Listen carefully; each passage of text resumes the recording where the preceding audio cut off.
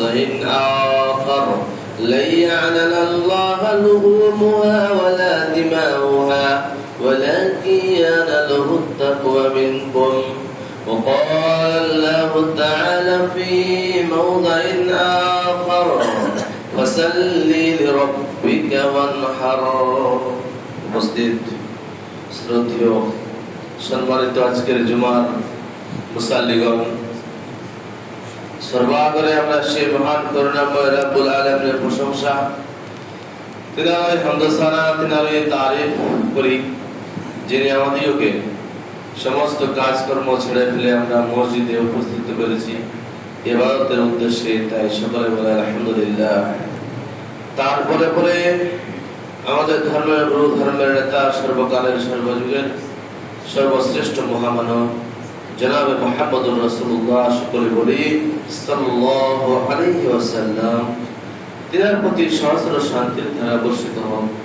আল্লাহুম্মা সাল্লি আলাইহি ওয়া সাল্লিম বারিক আলাইহি।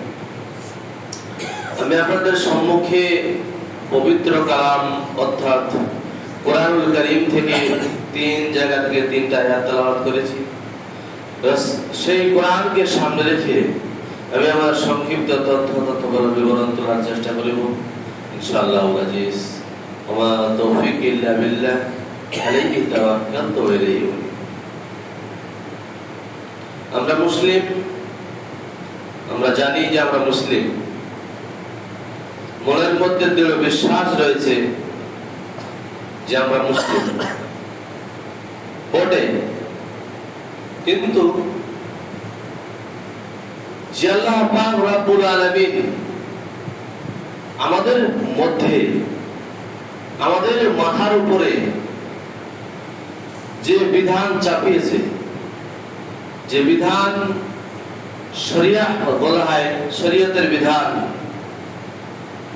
যে মুসলমান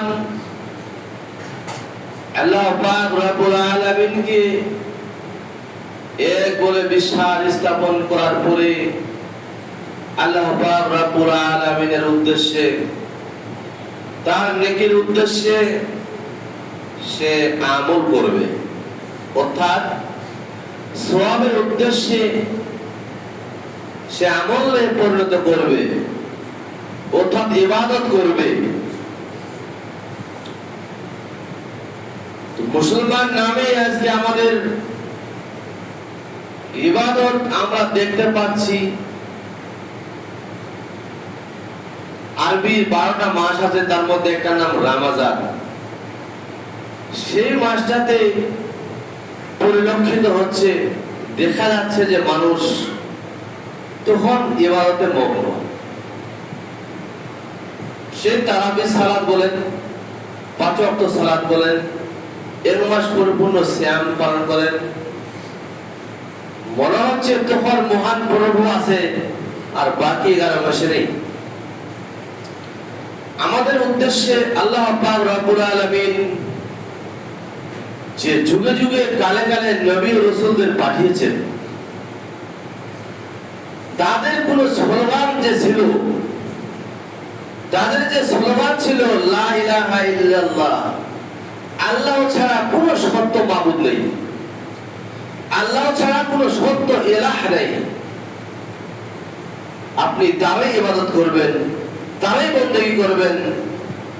তো কিছু ছাড়বেন আর কিছু ধরবেন, সেটা মুসলমানের পরিচয় নাই, সেটা খোদার পরিচয় নাই, সেটা ঈমানদারিতার পরিচয় নয়। এটা হচ্ছে মুশরিক কাফেরের পরিচয়, এটা হচ্ছে কুফরি কারণে ওনাদের পরিচয়। কুফর শব্দের অর্থ হচ্ছে ইনকার করা। অনেকে মানুষ দেখবেন আল্লাহকে গালি দিয়ে বসে, ইনকার, এটা একটা ইনকার বলা হয়।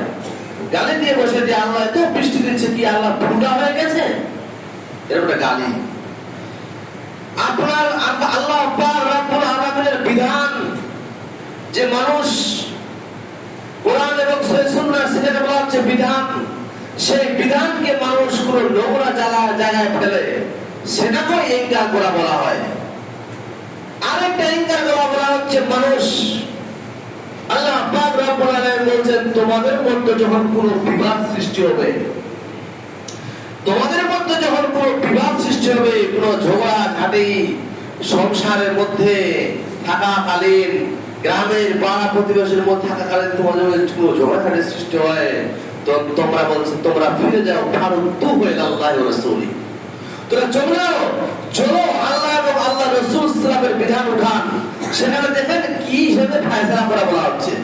যে সমস্ত লোকেরা আল্লাহ এবং কোরআন করে বাদ দিয়ে ফয়সালা করে, তারা একটা ইনকার করে বসে।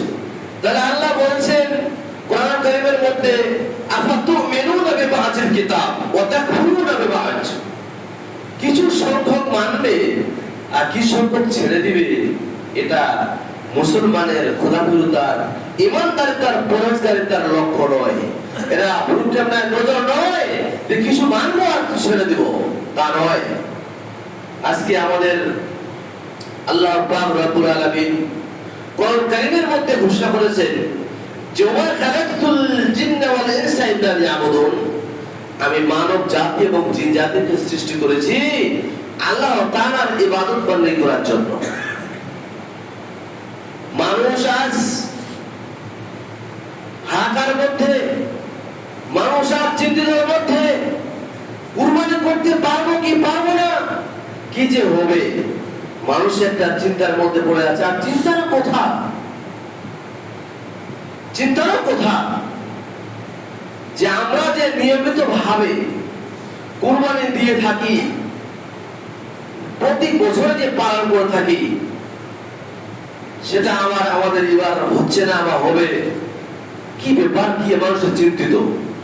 কিন্তু মানুষ ওয়াকিমুস সালাহ ওয়া আতুজ যাকাহ, ইসলামের 5টি স্তম্ভ আপনাকে কিছু কিছু ফরজ, নামাজ, রোজা, হজ, যাকাত, ফরজ আপনাকে বাধ্যতামূলক করতে হবে, সেটাকে বাদ দিয়ে আপনি কুরবানি নিয়ে মাথা খাওয়াচ্ছেন। আশ্চর্য ব্যাপার। সেই ফরজ ইবাদতকে বাদ দিয়ে, মাটির সঙ্গে মিশিয়ে দিয়ে, ধূলিসাৎ করে আপনি কুরবানি নিয়ে মধ্যে আছেন। অথচ আল্লাহ পাক রব্বুল আলামিন বলছেন মানব জাতির উপরে 5 ওয়াক্ত সালাতকে ফরজ করা হয়েছে, ওয়াকিমুস সালাহ ওয়া আতুজ যাকাত, যাকাতকে ফরজ করা হয়েছে, হজকে ফরজ করা হয়েছে সামর্থ্য থাকলে, তাহলে সিয়ামকে ফরজ করা হয়েছে। এগুলো ইবাদতকে আমরা ছেড়ে দিয়ে আমরা আজকে যেগুলো আমাদেরকে যারা দেখতে হবে যে এই ইবাদত করতে হবে না, তা আমি বলিনি। রাসূলুল্লাহ সাল্লাল্লাহু আলাইহি ওয়াসাল্লাম বলেছেন সামর্থ্য থাকা সত্ত্বেও কেউ যদি কুরবানি না দেয়, সে আমার মুসাল্লা পর্যন্ত যেন না আসে। দেখেন আল্লাহ রাসূলের হাদিস, আল্লাহ রাসূল হাদিস বলছেন সামর্থ্য থাকা সত্ত্বেও কেউ যদি কুরবানি না দেয়, তা আমার মুসাল্লা পর্যন্ত যেন না আসে। কি বুঝতে পারলেন? সামর্থ্য আছে, কুরবানি দেন না। আপনাকে বোঝাতে যাচ্ছি আপনার মধ্যে খোদাবুদ্দার পরিষ্কারতা কখন পারবে। আপনাকে আমি দিনদার পরিষ্কার কখন বলবো? যখন আপনি ফরজগুলো টাইম টু টাইম মানবেন, যখন আপনি ফরজ ইবাদতগুলো, বাধ্যতামূলক ইবাদতগুলো টাইম টু টাইম মানবেন। আপনি সেগুলো মানবেন না, আপনি ফরজকে ছেড়ে দিয়েছেন, ফরজকে পাঁচ হাতে ধূলিসাৎ করে দিয়েছেন, ফরজকে করে দিয়েছেন। তো আপনাদের মধ্যে, আমাদের মধ্যে আজকে আল্লাহ বলছেন মানুষ যখন কি করে, মানুষ যখন আল্লাহকে বাদ দিয়ে, আল্লাহর দিকে নজর না দিয়ে, আল্লাহর ইবাদত বন্দেগী পরহেজগারিতা অবলম্বন না করে, খোদাবুদ্দার পরহেজগারিতা না দেখিয়ে, সেই লোকটা মানে যখন এভাবে থাকবে ফরজ ছাড়া করে বাদ দিয়ে, একথা আল্লাহ থেকে দূরে মুখ সরিয়ে নিয়ে, আল্লাহ পাক রব্বুল আলামিন আপনাদেরকে আমাদেরকে জালেম শাসক দিয়ে মানতে পারে। জালেম শাসক দিয়ে আপনাকে মারবে, আপনাকে ধূলিসাৎ করবে, আপনাকে মারবে। তাহলে জালেম শাসক কাকে বলা হয়? যারা মুসলমানদের প্রতি আজকে আমাদের প্রতি বিধান চেপে আছে, আমরা মানছি না, আমরা আল্লাহ থেকে দূরে সরেছি, আল্লাহ পাক রব্বুল আলামিন থেকে দূরে সরে গেছি। আজকে কুরবানিটা কি পর্যায়ে ইবাদত জানতে হবে। তো কুরবানিটা কি পর্যায়ে ইবাদত জানতে হবে। কুরবানিটা হচ্ছে সুন্নতে মুআক্কাদা। সুন্নতে মুআক্কাদা মানে কি? সুন্নতে মুআক্কাদা বলা হয় এর মাহাত্ম্য ফরজের কাছাকাছি। ফরজের কাছাকাছি মাহাত্ম্য যেভাবে আমরা ফরজ সালাতের পরে সুন্নতে মুআক্কাদা সালাত সালাতগুলো পড়ি, অর্থাৎ সুন্নাত সালাত করে পড়ি, সেগুলো বলতে সুন্নতে মুআক্কাদা, সেগুলো সুন্নতে মুআক্কাদা। অর্থাৎ ফরজ সালাতটা কেউ যদি সুন্নতে সালাত, ফরজ সালাতটা ছেড়ে দিয়ে কেউ যদি সুন্নতে মুআক্কাদা পড়ে, ওকে কি বলবেন? ওকে কি বলবেন আপনি? যে আল্লাহ পাক রব্বুল আলামিন যে 5 ওয়াক্ত সালাত ফরজ করেছেন, সেটা আপনি এখানে পড়লেন না, জামাতের শরীর বাইকায় পড়লেন না, আপনি পড়ে দেখা যাচ্ছে লোকটা সুন্নতে মুআক্কাদা নামাজ পড়ছে। কি ব্যাপার? আপনি কি বলবেন বলুন? তাহলে আমাদের উচিত আমাদের মস্তিষ্কের মধ্যে, আমাদের মাথাতে প্রশ্ন করার, প্রশ্ন আপনি নিজে নিজে করুন, নিজেকে নিজের বিবেকের কাছে, যে আমি কোথায় আছি, আমি কোন দুনিয়ায় বাস করছি, যে আমি মুআজ্জিন হাইয়া আলাস সালাহ হাইয়া আলাল ফালাহ বারবার করে উচ্চারিত করছে, আসল সালাতের দিকে, আসল কল্যাণের দিকে, আসসালাতু খায়রুন মিনান নাওম, ঘুম থেকে নামাজ উত্তম। আপনি ঘুমাচ্ছেন, ওটা ফরজ, ওটা বাধ্যতামূলক ইবাদত। তো বলছিলাম আল্লাহ বলছেন জাহারাল ফাসাদু ফিল বাররি ওয়াল বাহর বিমা কাসাবাত আইদিন নাস। মানুষের মন যখন আল্লাহকে ভুলে যায়, আল্লাহ খোদা বিরুদ্ধে যখন আপনার যখন আল্লাহ পাক রব্বুল আলামিন থেকে আপনি দূরে সরে যাবেন, তখন আপনাকে জালেম শাসক দিয়ে আপনাকে ধূলিসাৎ করা হবে। তাহলে বোঝা যাচ্ছে আপনি এই দুনিয়ায় আপনার মধ্যে এটা পরিষ্কার, মানে পরিষ্কার হয়ে যাচ্ছে যে আমরা তাহলে সুবিধাবাদী একটা মুসলিম, মানে যেগুলো সুবিধা সেগুলো মানবো, যেগুলো কঠিন সেগুলো মানবো না, যেগুলো সুবিধা সেগুলো মানবো, সেগুলো সুবিধা মানবো না। এই কথা তো আল্লাহ বলেননি। আল্লাহ কি বলেছেন? জমা খালাকতুল জিন্না ওয়াল ইনসা ইল্লা লিয়াবুদুন, আমি মানব জাতিকে এবং জিন জাতিকে সৃষ্টি করেছি আল্লাহর ইবাদত করার জন্য। আগে আপনি ফরজ সালাত ইবাদত করুন, আগে আপনি ফরজ সালাতে দৌড়ান, তারপরে আপনি সুন্নতের দিকে যান। আপনি ফরজই পড়েননি, আপনি কেমন কাজ করছেন? যাও, আল্লাহ পাক রব্বুল আলামিন যেন আমাদেরকে এই কথাগুলো বোঝার তৌফিক দান করে। সকলে একবার বলুন আমিন। আল্লাহ যেন আমাদেরকে বোঝার তৌফিক দান করে যে ফরজ কোনগুলো আর সুন্নাত কোনগুলো আর নফল কোনগুলো আর সুন্নতে মুআক্কাদা কোনগুলো, আল্লাহ যেন আমাদের বোঝার তৌফিক দান করে। এটাই আপনাদের কাছে আবেদন। আমরা যদি যারা বুঝি এবং বুঝি না, তাহলে আমাদের কি হবে? আমাদের কেউ যদি মানুষ দেখা কোনো ইবাদত করে, মানুষ দেখা, তার কাছে বলছে রিয়া। রিয়া শব্দের অর্থ হচ্ছে মানুষ দেখানো। কোন মানুষ যদি মানুষ দেখা ইবাদত করে, তো আল্লাহ পাক রব্বুল আলামিন তার ইবাদত কবুল করে না। অন্তর থাকতে হবে। তাহলে বিষয়টা আসছে, আমি যে আয়াত পড়েছি সেটা হচ্ছে মাসাইলে কুরবানির সংক্ষিপ্ত আয়াত। এই কুরবানি হাবিল ও কাবিল থেকে হযরত আদম আলাইহিস সালাতু ওয়াস সালাম থেকে আসছে, হযরত ইব্রাহিম আলাইহিস সালাতু ওয়াস সালাম থেকে আসছে। ইব্রাহিম আলাইহিস সালাতু ওয়াস সালামের কি থেকে আসছে? ইব্রাহিম আলাইহিস সালাতু ওয়াস সালামের বয়স যখন 84-85 বছর, তার কোনো সন্তান ছিল না, তার একটা সন্তান ফুটফুটে আল্লাহ পাক রব্বুল আলামিন তার কাছে দান করে, তার নাম হচ্ছে ইসমাঈল। তার নাম ইসমাঈল। ফালাম্মা বালাগা মাউসায়া, বালাগা মানে বুলুগিয়া, যখন সে কি হয়, মানে দৌড়াদৌড়ি করতে লাগে, আল্লাহ পাক রব্বুল আলামিন বলছে যে ফালাম্মা বালাগা মাউসায়া, যখন সে কি করে দৌড়াদৌড়ি করতে লাগে, বুলুগিয়াতে পৌঁছায়, তখন আল্লাহ পাক রব্বুল আলামিন হযরত ইব্রাহিম আলাইহিস সালাতু ওয়াস সালামকে স্বপ্ন দেখাচ্ছে, ইন্নী আরা ফিল মানাম আন্নী আসবাহুকা ফানজুর মাযা তারা। এই নালিশটা কাকে দেওয়া হলো? এই কথাটা কাকে বলা হলো? তার ছেলেকে বলছে। ইয়া আবা বলছে, ইয়া বুনাইয়া, ইয়া আমার সন্তান, ইন্নী আরা ফিল মানাম, আমি স্বপ্নে দেখতেছি, আমি স্বপ্ন দেখছি, আমি তোমাকে নিজের হাতে জমা করছি। তোমার রায় কি? তোমার রায় কি? তোমার কি মতামত বলো? ইসমাঈল বলছে, ইসমাঈল আলাইহিস সালাতু ওয়াস সালাম বলছে, ইয়া আবা ইফআল মা তুমার সাতাজিদুনি ইনশাআল্লাহু মিনাস সাবিরিন।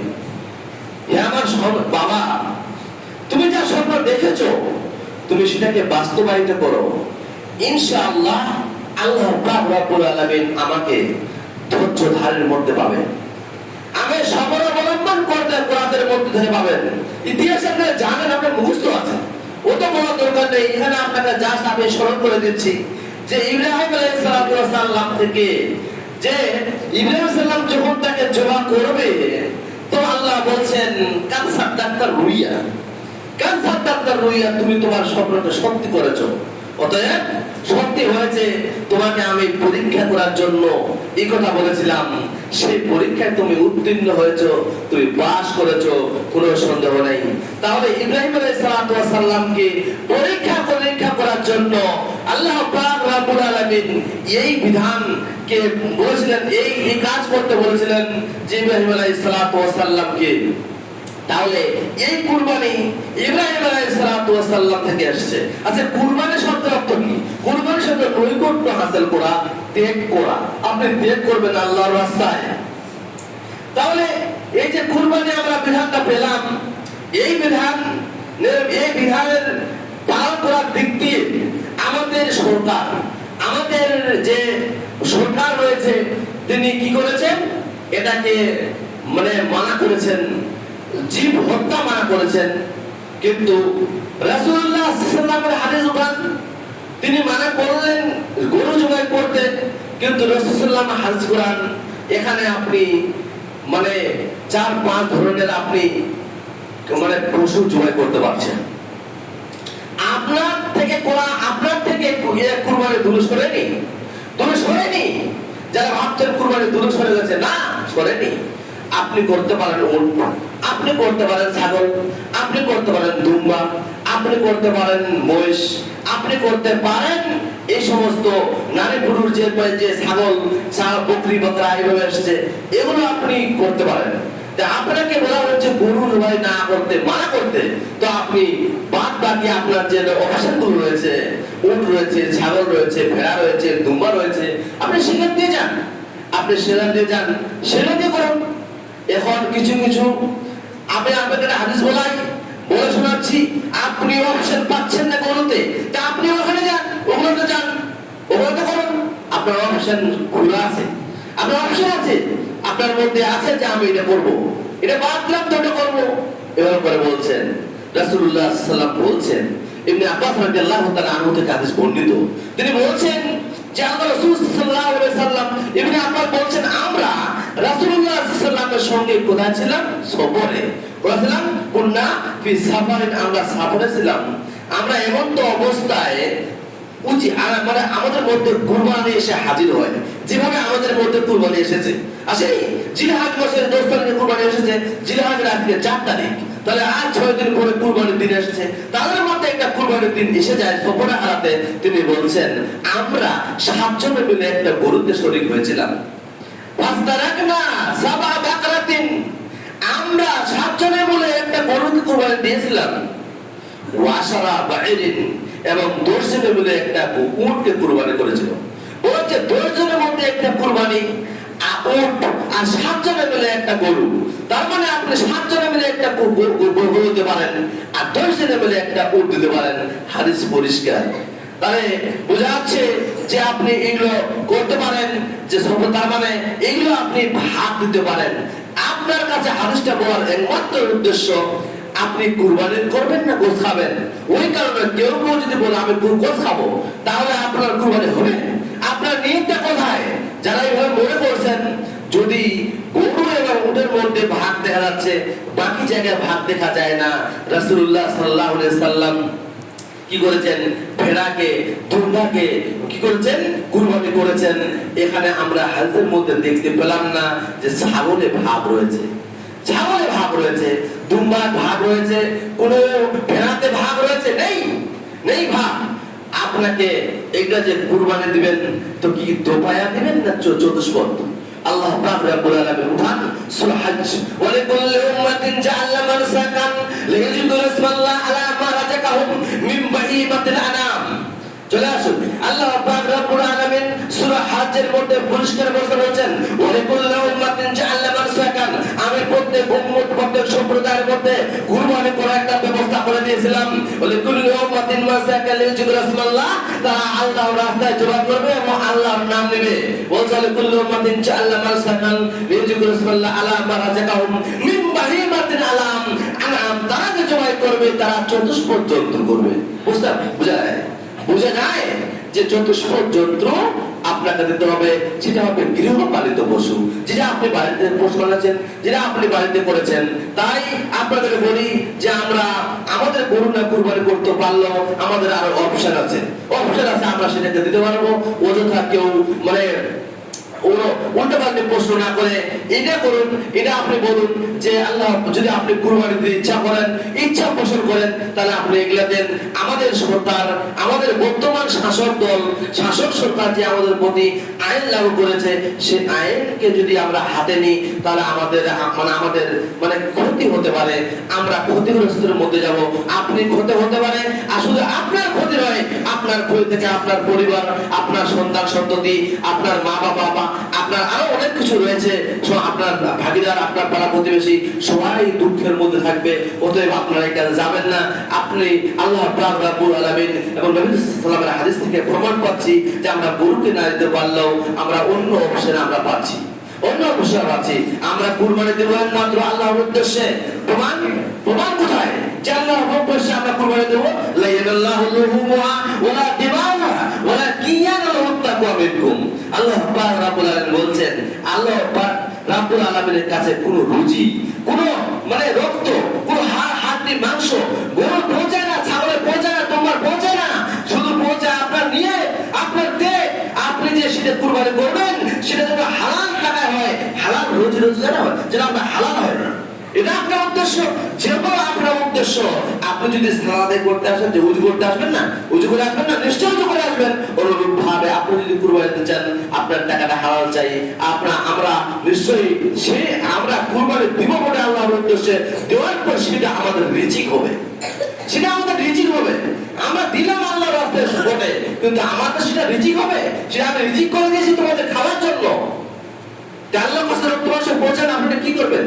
তো আপনার ত্যাগ, আপনার কুরবানি নৈকট্য হাসিলের জন্য থাকবে, আল্লাহর উদ্দেশ্য থাকবে। আল্লাহ পাক রব্বুল আলামিন যেন আমাদেরকে এই সমস্ত কথা বলার বুঝার তৌফিক দান করে, সমস্ত কথার শ্রবণ করে যেন বুঝার তৌফিক দান করে। সকলে বলুন আমিন। আল্লাহুম্মা সাল্লি আলাইহি আল্লাহুম্মা বারিক আলাইহি। আল্লাহ পাক রব্বুল আলামিন আমাদের জন্য বুঝার তৌফিক দান করে। আল্লাহ পাক রব্বুল আলামিনের কাছে আমরা দোয়া করি, আল্লাহ পাক রব্বুল আলামিনের কাছে দোয়া করি, আল্লাহ পাক রব্বুল আলামিন যেন এই সমস্ত পৃথিবীর মুসলমান সম্প্রদায়ের মানুষ আজকে লাঞ্ছিত, ঘৃণিত, অপমানিত, আল্লাহ পাক রব্বুল আলামিন তাদেরকে যেন হিফাজত করে। সকলে বলুন আমিন। আল্লাহ পাক রব্বুল আলামিন কাছে আমরা দোয়া করি, যে সমস্ত লোকেরা ইহকাল ছেড়ে পরকালে পদার্পণ করেছেন তাদেরকে কবর আযাব থেকে বঞ্চিত রাখে। সকলে বলুন আমিন। আল্লাহ পাক রব্বুল আলামিন কাছে আমরা দোয়া করি, যে সমস্ত লোকেরা আজকে অসুস্থের মধ্যে ভুগছে, আল্লাহ পাক রব্বুল আলামিন তাদের জিলহজ মাসের ওসিলায়, এই 10 দিনের ওসিলায় তাদেরকে শিফা দান করে। সকলে বলুন আমিন। আল্লাহুম্মা আনসুর মান নাসারা দীনাল মুহাম্মাদ।